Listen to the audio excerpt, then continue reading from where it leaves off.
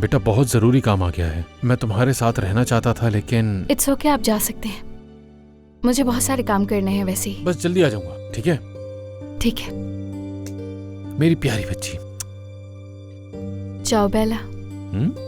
चाओ बेला। चाओ बेला।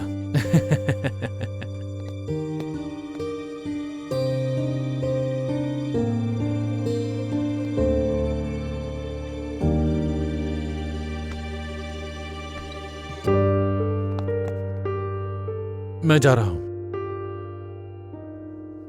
आप कहाँ जा रहे हो?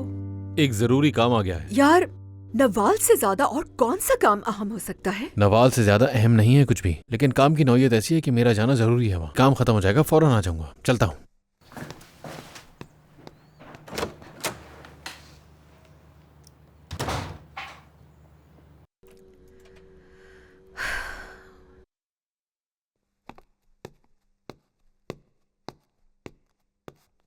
यासिर, फरहत का सुन के बहुत अफसोस हुआ। बस भाई, जो अल्लाह को मंजूर। बहुत अफसोस हुआ।